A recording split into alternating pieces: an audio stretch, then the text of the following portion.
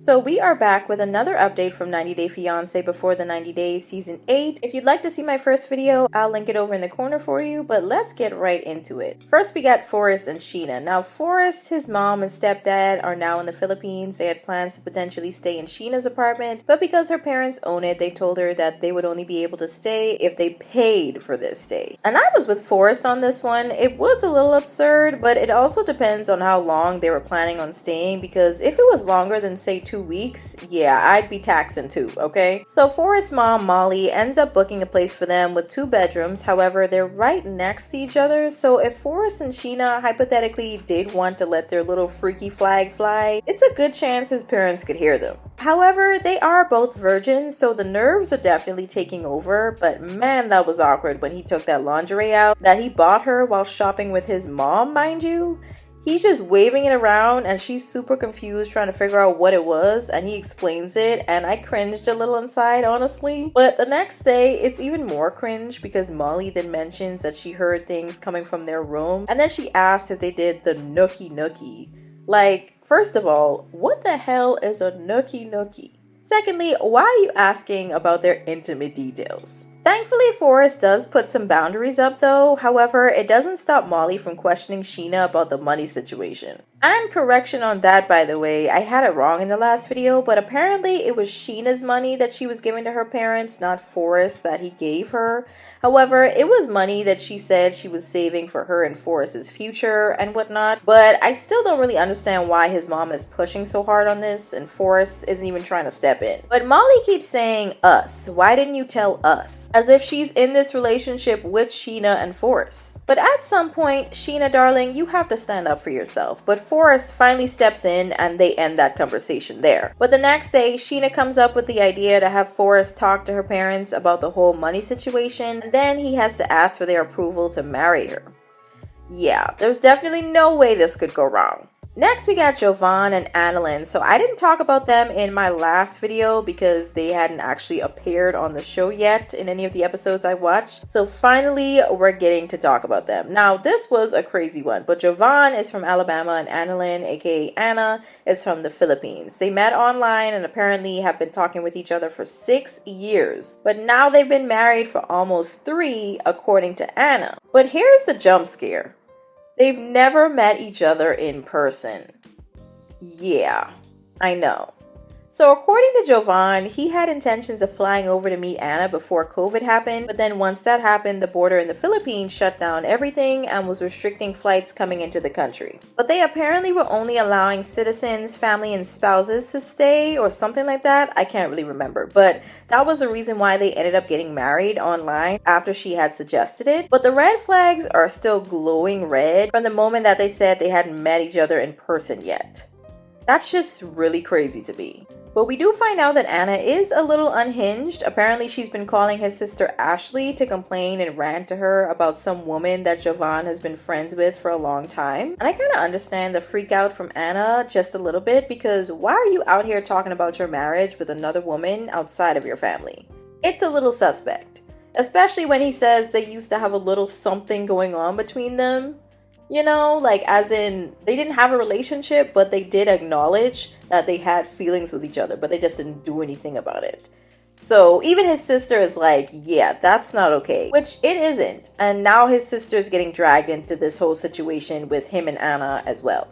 But Jovan did tell Anna about the woman, but he didn't think it was that big of a deal. But clearly Anna did, because she ended up blocking him shortly after that. But thankfully his sister Ashley convinces her to at least talk to him. But they finally do, and he agrees to stop talking to that one friend if she agrees to work on their relationship problems, or more specifically, her aggression, he says. But I honestly don't believe he'll ever stop talking to that woman, because I feel like they already share a bond now. But he does eventually catch his flight over to the Philippines. However, Anna then gives her side, saying that they now fight a lot because he had started watching basically red pill content about masculinity and what to look for in women. And now he wants someone that's softer and more feminine, and she says he feels like he's trying to change her. And to be honest, this is just another reason to not marry someone without meeting them first, you know? But when they finally meet in person, they get right down to the business. But how this trip goes, I feel, is probably going to play a part in whether they stay married or not. Now next we have Emma and Ziad. Now Emma and Ziad had a more than rocky start on their first day together, but the next morning Emma tries to make amends even though Ziad had a pretty big part in making this whole thing rocky from the start. But on top of that, Emma is a pretty dramatic person, so her reaction was a little over the top, but she does recognize that. However, I don't think that she should be the only one apologizing here. He was the one to just drop a bunch of information on her about what was not going to happen and what was going to happen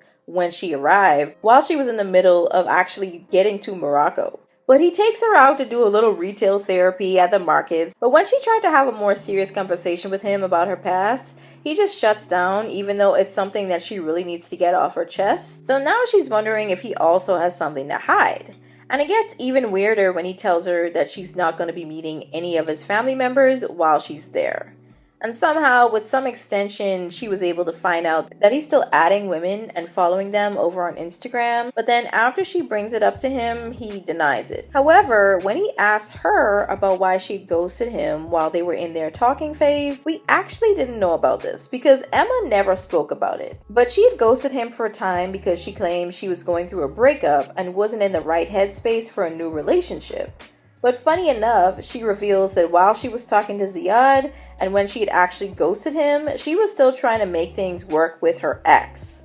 Crazy work. Can't wait to see how he responds to that bit of information on top of, the fact that this is now her second boyfriend from Morocco. And I think she was actually engaged to the one before him. Like, that's a lot of information. So we'll see how he actually processes all of that when she actually tells him.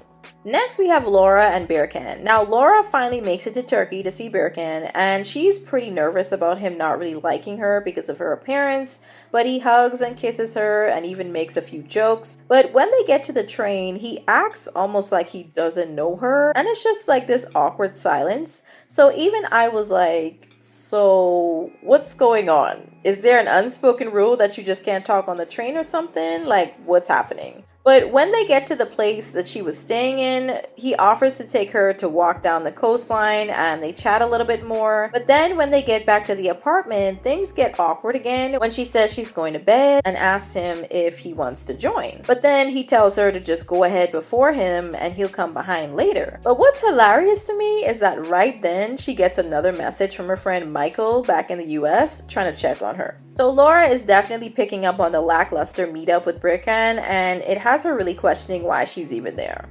But thankfully off camera they end up having a little chat and makeout sesh, but it's still pretty weird between them. But not as weird as her taking Berkan to a plastic surgery consultation for skin removal surgery. And Berkan just gets to see her stomach on full display. But in the end, he actually surprisingly comforts her and makes her feel a lot better about herself in that really vulnerable moment. However, I still wonder how the rest of this trip is going to go because it started off really rocky. Now lastly, we have Lisa and Daniel. So after that heated conversation between Lisa and her daughter Faith, Lisa is now packing and getting ready for her trip to Nigeria to go and see Daniel. But she has basically been lying to him by omitting some information from both her past and a little bit of her present. So she told him that she had a fling with a woman a little while ago. However, it wasn't just a fling. She had been dating women and even been married to 2 of them during the 20 years leading up to this current relationship with Daniel. But after he reacted by seeming a little disgusted with her after she'd said that it was just one fling, she just decided not to tell him the full truth.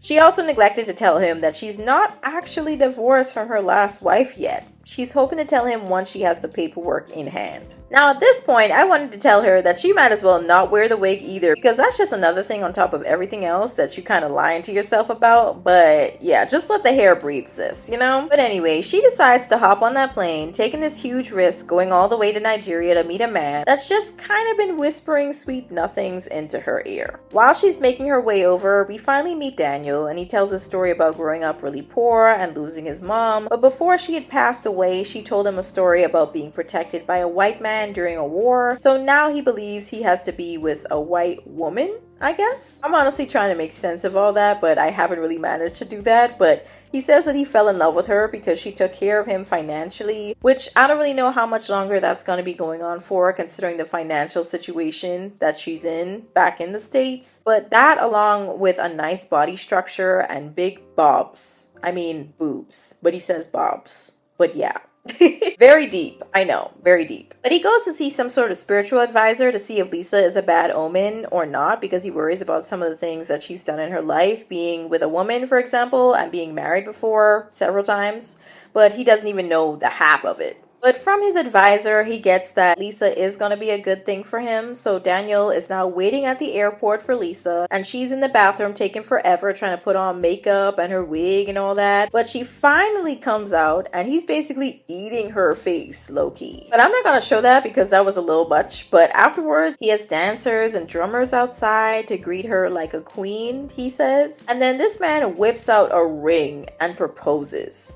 At first I was thinking this might be a joke, but he was quite serious. And I'm literally like, you really couldn't have waited until the middle or the end of this trip to do this? Like, really? You do this now? So of course Lisa is just shocked. She's just like, wait, I was intending to obviously tell you everything before you even tried to do this. Now she is in a very interesting situation because it's like, here this man is putting a lot of work into a proposal, and you know, it's just like, well, you haven't even told him all the information that he needs to know before proposing. But anyways, that's gonna be it for this recap. You guys can let me know your thoughts down in the comments, what you think is gonna happen, all that good stuff. But I'll catch y'all in the next one.